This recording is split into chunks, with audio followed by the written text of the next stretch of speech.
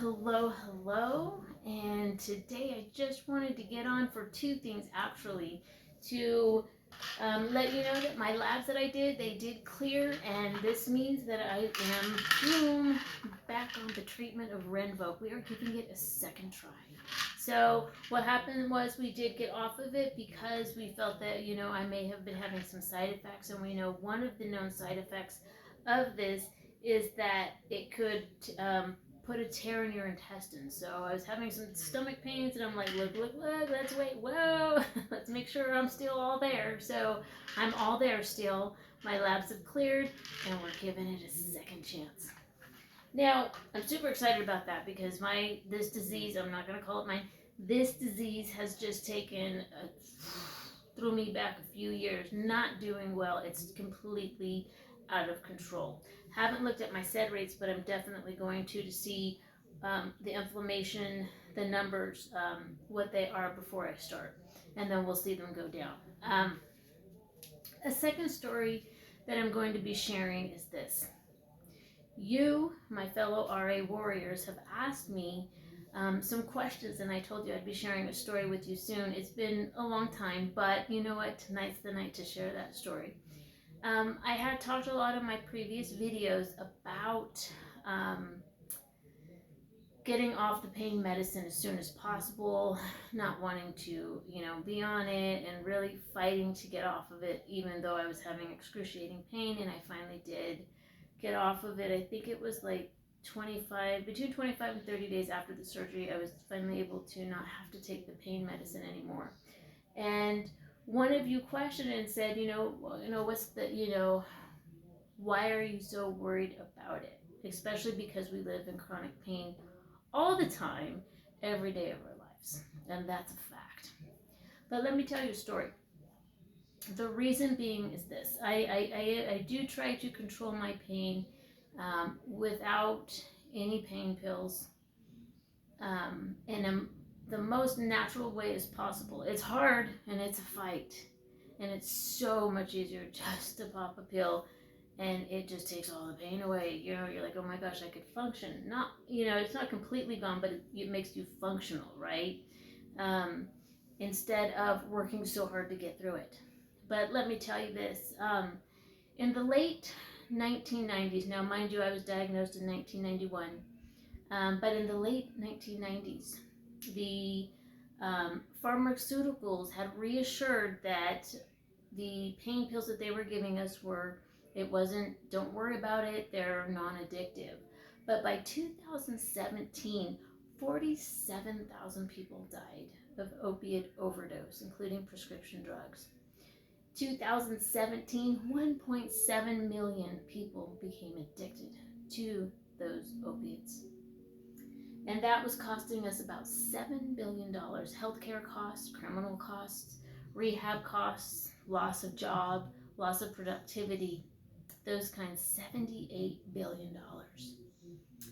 And the thing is this, by 2018, 128 people a day died of an overdose of opiates. Those are some pretty powerful numbers. And they're very dear to me because I was diagnosed in 1991. And that is exactly what happened to me. It was deemed safe. I didn't question my doctors. And from the time of 1991 all the way until just a few years ago, I'd say about 7 years ago, never questioned it. Was on pain medicine pretty much every day. And very high doses, very strong medication to keep my pain under control. Again, I never questioned it because it was being prescribed to me. I was under physician's care.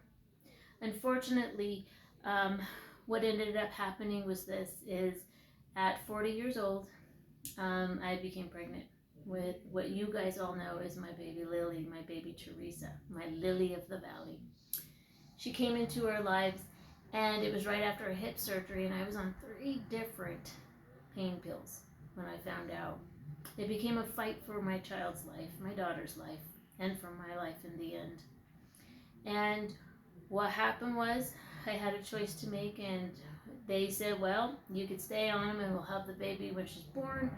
And I said, absolutely not. I will give my life for my child. She will not go through this. I will. And so I went on this journey, and I suffered greatly with unbelievable withdrawals, with really no one was there to help me or guide me on how to do this except to do it very slowly and go down little by little by little.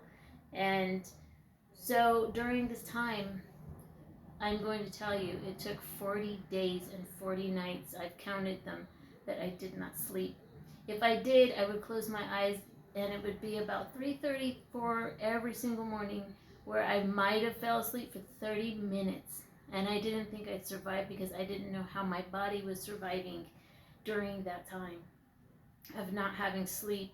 And I would shake and I would sweat and I was actually withdrawing, and I looked it up because I was like, when will this end? How will this be over? And some of the pain medicine I was given was actually a synthetic heroin. Yes, and it was called oxycodone, Oxycontin. And I had gotten off of that one. Actually, you know what? It wasn't Oxycontin. I got off of that one and they put me on methadone, which I thought was getting me off of that, but in reality, I didn't know methadone is actually used to get heroin addicts off of heroin, because Oxycontin is a synthetic heroin. I didn't know any of this. I'm just like, okay, doctor, I'm in pain. Help me. I need to function and live. So, not the case. So I was withdrawing just like a heroin addict. It was the scariest thing, and I do believe I almost died during that time. As you guys know, during that time, I remember it was October 7th. October 7th, I was just a few days before it, and the doctor said, you and the baby are going to get better now. You did it. I was able to get off all of it, and October 7th was the day that we were going to get better, me and the baby. October 7th is the exact day my baby went to heaven. And so I lost her, and that day I could have stayed on that pain medication, and but I just couldn't. In her honor, I just couldn't believe, and I kept struggling, and I said, God, you could have just taken the baby sooner, and I'm older now, whatever. If my body's addicted, it's addicted. I'm going to be in pain for the rest of my life anyway, so why? I was questioning why, my Lord, why? But then I said, you know what? I don't know, something in me won't let me, because there had to be a purpose and there had to be a reason. After that day, I could have asked for pain medicine the day that I knew that our baby had died, because I was in the emergency room, but I couldn't, and I was in so much pain that day. How I still would not take any, I don't know. It was the love for my child that I knew that Jesus was holding now. And so, as we went through the morning, the deep grieving of our daughter, I said in her honor, and I freaked my family out because I was in a lot of pain and I refused to take any pain medicine. And for 2.5 years, I did not. So that would have been like 2013, I think all of this happened. I would not take any more pain medicine, and I don't know how I did it, but I did. I still had the same pain every day, but I fought through it, and that's where I learned about using aquatherapy for pain control, using cryotherapy. As you all know, I do that now, right?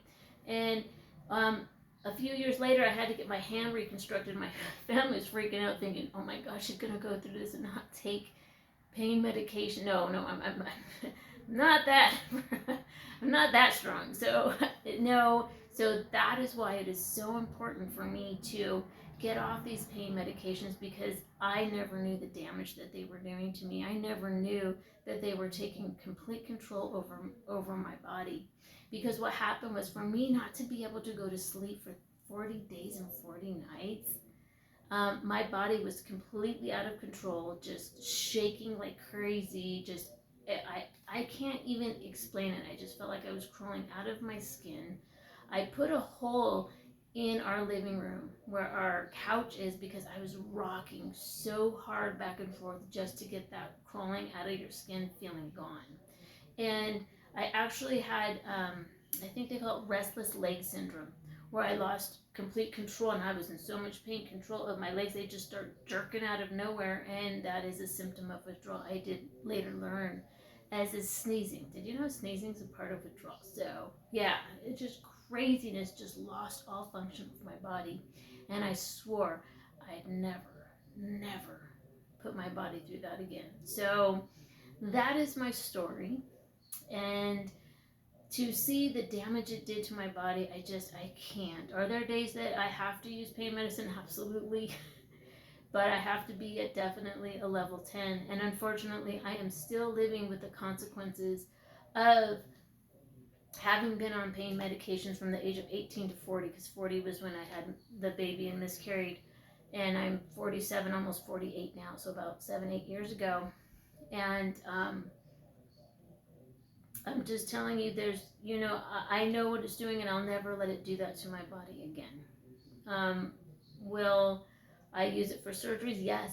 But like I said, I am still facing the consequences. I almost lost that thought. That is why it is so difficult when I go into surgery. It takes high doses. I would think that not being on the pain medicine for that, those years would have taken it all out, but no, I think it's forever in my system, and that's what's sad, because when I have a surgery, it's very hard for them to control my pain, and I suffer greatly. And because I have high levels of drugs that I need to keep that kind of surgery pain when they rip my arm off, I need something. Help me. The doctors, the nurses are very hesitant to help me. Not my doctors that know me, but remember the nurse that didn't want to give me the pain medicine? That is a consequence, because now there is a stigma, because they do say that 30% of people do, well, it's like 29% of people that are prescribed opiate pain pills do abuse them. So I understand it, but unfortunately it causes me a lot of pain physically, and I suffer a lot, and I have to face the consequences of those that do abuse it. But that, my friends, is my story of pain pills, and why I work so hard not to use them, why I do cryotherapy, aquatherapy, my essential oils. I have them all because this is how I choose to control my pain. I fight every day, and I get up and I try to work through the pain. Sometimes it doesn't work, and sometimes I do still need help. However, one day at a time, but that's my story. So I don't know what else to say, but I mean, it is what it is. So I hope you learn from my story, and just be mindful and understand what is going on in your body with those pain medications, and just have those conversations with your physicians, so you make an informed decision on how to control your pain. I'm not against using pain pills at all. I just need to be mindful of what it's doing to my body, and also understand that over time, when you keep using pain medicine, it stops working, and you need more and more, and there lies the problem. So you have to balance. It's just figuring it out. I think I pretty much figured it out, and most days I could still work through the pain and get through it without using pain pills. So here we are, one day at a time, always fighting side by side. That one's for you, my fellow RA warriors who have the same fight as I do. God bless, and have a great evening. Signing off. The ambassador, because I am here to advocate for all RA warriors. Oh yeah.